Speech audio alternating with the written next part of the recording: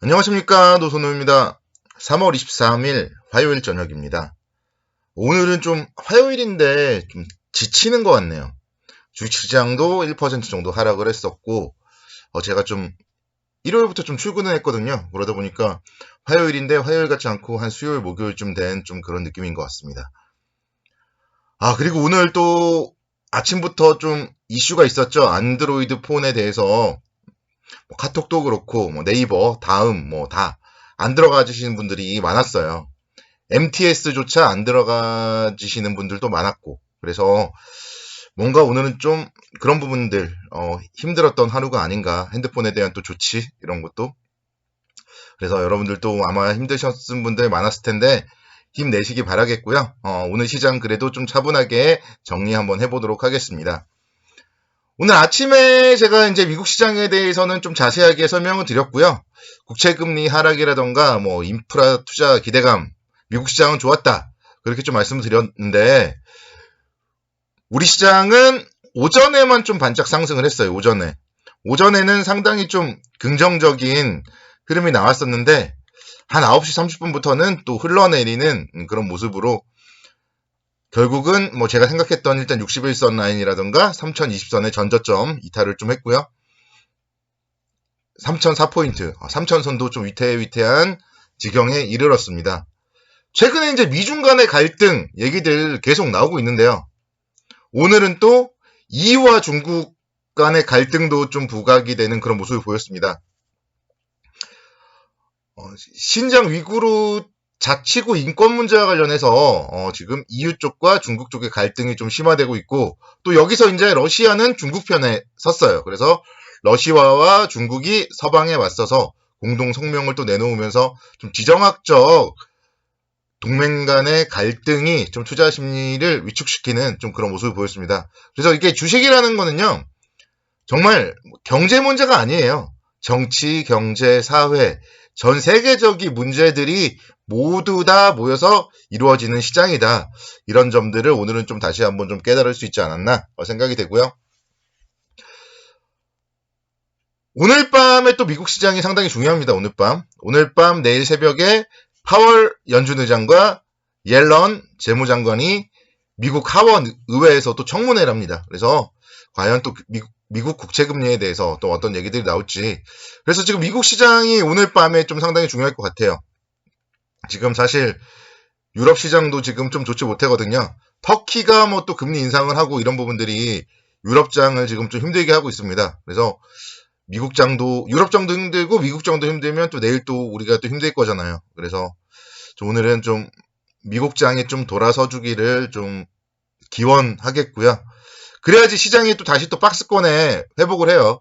여기서 오늘 이제 단기 지지라인을 살짝 이탈했는데, 그러니까 살짝은 이탈할 수가 있거든요. 근데 여기서 이게 내일 회복이 되지 않으면은, 그러면서 또 3천선도 이탈을 해버리면 그거는 이제 점점 또 힘들어지는 거잖아요. 그러면은 다음 지지선이 121선이잖아요. 그렇기 때문에 내일 좀 회복을 하는 게 좀 중요하지 않나 생각이 되고, 일단은 지금 한번 사실 지난주 그리고 이번 주는 좀 제가 좀 한번 배팅을 해보자 이렇게 말씀드렸는데, 어떻게 보면 오늘 결과상으로 봤을 때 오늘 오전에 차익 실현을 하신 분들이 있다면 잘하신 거고요. 그게 아니신 분들은 배팅이 좀 이제 실패했다 이렇게 좀 생각이 드는데, 그 결과가 이제 좀 내일 새벽 그리고 내일 시장이 좀 나올 것 같아요. 그래서 내일과 금요일 좀 시장은 좀 반등을 좀 해줘야 된다. 그래야지만이 다시 또 박스권 움직일 수 있는데, 만약에 박스권 회복을 하지 못하면은 이제 박스권이 한 단계 레벨 다운이 될 수도 있다. 이런 점들 좀 염두를 해 두셔야 될 것 같습니다. 시장은요, 지금 그리고 종목별로 움직임이 엄청나요. 오늘도 보면은 건설주들은 상당히 좋았습니다. GS건설이 3.4% 정도 상승을 했고, 현대산업개발, 현대건설 이런 기업들, 또 중소형 건설사, 지능기업이라던가 상당히 좀 좋은 움직임을 보였어요. 그래서 주택 분양, 주택 매출이 하반기로 갈수록 계속 확대될 것이다.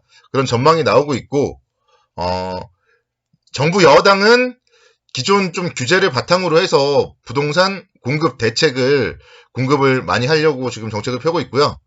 야당은 기존 여당의 규제들을 다 철폐하겠다. 뭐 그런 얘기들을 하면서 재건축, 재개발 확대를 계속 얘기를 하고 있습니다. 그래서 이제 4월 서울시장 선거 있고요. 또 내년에 대선이 있잖아요. 그래서 여든 야든 상관없이 결국 건설은 살릴 수밖에 없다. 이런 점들 제가 연초부터 계속 말씀드렸죠. 그래서 그와 관련된 부분, 건설업종이 오늘 같은 날 또 좀 상승을 한다. 이런 부분들에 포인트를 맞춰보시면 여러분들 계좌에 포트폴리오의 한 축에 건설주는 좀 반드시 들어가 있어야 된다. 이렇게 좀 말씀드릴 수 있겠고, GS건설 같은 경우 보면 지금 기관의 수급이 엄청나잖아요. 연일 순매수하고 있습니다. 그리고 오늘은 이제 외국인들도 순매수 전환하면서 상당히 큰 장대 양봉이 나왔어요. 6%까지 상승을 하다가 3% 정도 상승 마감을 했는데, 일단은 뭐 이런 아직도 시장에 살아있는 종목들이 있다. 대형주 중에서. 그렇게 봤을 때는 시장이 여기서 바로 꺾이지는 않을 것 같다. 일단 그 정도 좀 말씀을 드리겠고, 포스코도 마찬가지예요. 포스코도 오늘 3%대 또 강세를 기록했습니다.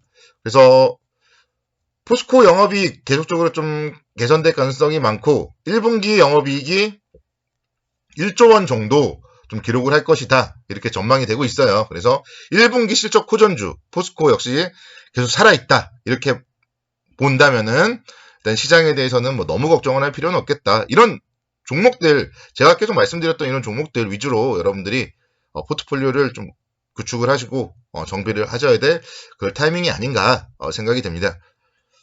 아모레퍼시픽, 제가 오늘 아침에도 말씀드렸는데요. 오늘도 상승했어요. 오늘도 연일 이제 이렇게 상승을 하고 있고, 신고가를 가느냐 마느냐 이제 좀 기로에 서 있겠죠. 수급 역시 마찬가지로 기관과 외국인의 쌍끌이 매수세 계속 이어지고 있습니다.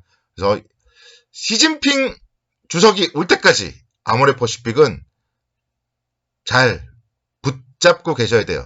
시진핑 주석이 오고 재료가 노출될 때 그때 좀 차익 실현 관점으로 접근을 하셔야 되는 좀 중장기 투자 관점으로 접근을 하셔야 되고, 물론 뭐 단기적으로 뭐 정고점 근처에서 쌍봉 가능성이 나온다. 뭐 그럴 때 일부 파는 거는 뭐 괜찮죠. 그건 이제 기술적으로 트레이딩 관점으로 접근하는 거는 유효한데, 큰 그림을 그린다면은 결국은 조정 시에는 계속적으로 이런 종목들은 매수 관점으로 접근을 해야 된다.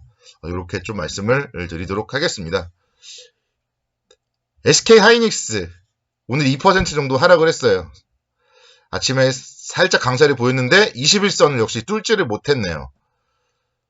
그래서 SK하이닉스 같은 기업들이 지금 거의 또 추세선 하단 근처 왔어요. 보시면은요. 거의 또 왔어요. 그래서 이런 종목들이 버텨줘야 됩니다. SK하이닉스 같은 종목들. 버텨준다면 시장은 다시 또 박스권에 회귀를 할 것이고, 근데 여기서 이제 SK하이닉스 같은 종목들도 61선을 만약에 이탈한다. 그러면은 좀 당분간 시장은 보수적으로 봐야 된다. 그렇게 좀 말씀드리겠습니다. 그래서 시장의 좀 방향성을 SK하이닉스 위주로 한번 좀 보자 말씀드리겠고, 삼성전자 마찬가지예요. 계속 지금 계속 횡보하잖아요. 계속 횡보. 그래서 삼성전자가 만약에 8만원 선을 이탈한다. 삼성전자가 8만원 선을 이탈한다. 그러면은 시장이 조금 더 빠지겠죠? 그래서 조금 더 보수적으로 봐야 된다. 8만원 이탈하면 한 7만 5천원 정도에서 이제 매수를 기다려야 됩니다. 그래서 삼성전자 8만원을 이탈하면은 좀 리스크 관리, 그리고 7만 5천원대를 기다려야 된다. 이런 점들 말씀드리겠고, 요즘에 정말 2차전지 가지고 계신 분들이 좀 가장 힘드실 것 같은데, LG화학 같은 경우는 일단 지금 추세 이탈했어요. 121선까지도 이탈을 했습니다. 그리고 수급도 너무나도 좋지 못해요. 그래서 당분간은 이제 또 이런 종목들은 또 접근을 자제해야 된다. 이렇게 또 말씀을 드릴게요. 그래서 항상 추세가 살아있어야 되는데 LG화학은 지금 추세가 깨졌습니다. 그리고 뭐 SK하이닉스 같은 경우, 삼성전자 같은 경우는 아직 추세가 살아있죠. 그래서 과연 그들 IT, 반도체, 탑픽 종목들까지도 추세가 깨지는지 여부 좀 주목을 해보자. 그 부분이 저는 내일과 모레에 가장 중요한 것 같아요. 지금 2차전지와 바이오가 추세가 깨졌는데 반도체까지 추세가 깨져버리면 좀 시장이 당분간 좀 어려울 수도 있다. 그래서 추세가 좀 깨지지 않기를 좀 바라면서 좀 기도하고 하겠습니다. 자, 오늘도 수고 많으셨고 내일도 성공투자를 기원합니다. 감사합니다.